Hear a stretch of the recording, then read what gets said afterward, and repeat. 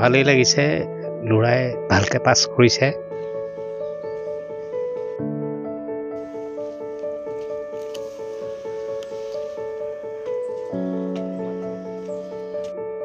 আৰু আমি যেনেদৰে দিব লাগিছিলে তেনেদৰে দিব পৰা নাই সুবিধা, এটাও টিউশ্যনো দিয়া নাই।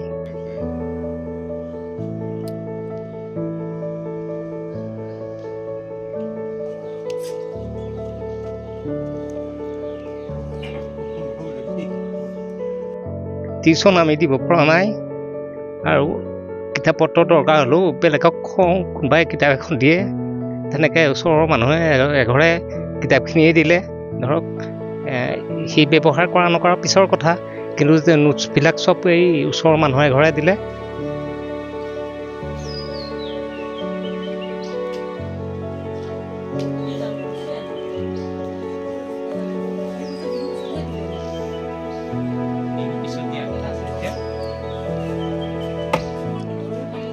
তেনেকৈ পঢ়িছে। মই বিশেষকৈ পেনকেইটাৰ বাহিৰে মই একোৱেই দিব পৰা নাই, খালি খোৱাটোহে যেনে তেনে যোগাৰ কৰি আছিলোঁ।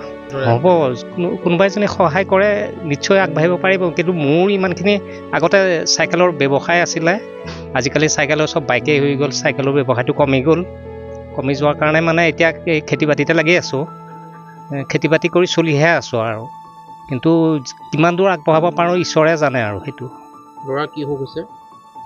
ল'ৰাৰ তাৰ প্ৰটিনটো বাঢ়ি যায়, মানে প্ৰটিন বাঢ়ি যায় আৰু দেহাটো ফুলি যায়গৈ। ডক্টৰে প্ৰটিন বঢ়া বুলি কৈছে, দেহাটো ফুলি যায় আৰু পেচাবত প্ৰটিনটো ওলাই যায়গৈ। নমস্কাৰ, মোৰ নাম শ্ৰী ধ্যানজ্যোতি বৰা। হয়, ৰিজাল্ট ভালেই হৈছে, 87% হৈছে। কিহত লেটাৰ? গোটেইকেইটাতে লেটাৰ পাইছোঁ। কোন স্কুলৰ পৰা? জখলাবনা হায়াৰ ছেকেণ্ডেৰী স্কুল। ভৱিষ্যতে কেনেধৰণে পঢ়ি কি বিষয়ত আগবাঢ়িম বুলি ভাবিছা? মই প্ৰথমৰ পৰাই গোটেইকেইটা ছাবজেক্ট ভালদৰে পঢ়ি গৈছিলোঁ, ভবা নাছিলোঁ এনেই পঢ়ি গৈ আছিলোঁ আৰু। হয়, অনাগত সময়ত কি ছাবজেক্ট লৈ কেনেদৰে আগবাঢ়িম বুলি ভাবিছা? হয়, মই ছায়েন্স ল'ম বুলি ভাবিছোঁ। হয়, কলেজত পঢ়িম বুলি ভাবিছোঁ।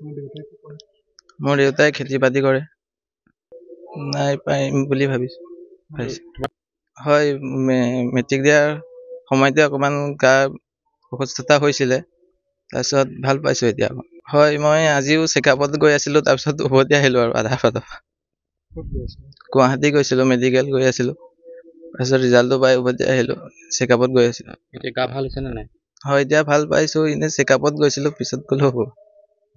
মোৰ দেউতাৰ নাম ভুৱন চন্দ্ৰ বৰা আৰু মাৰ নাম জুনু বৰা। ঘৰ? শাকমুঠি গাঁও,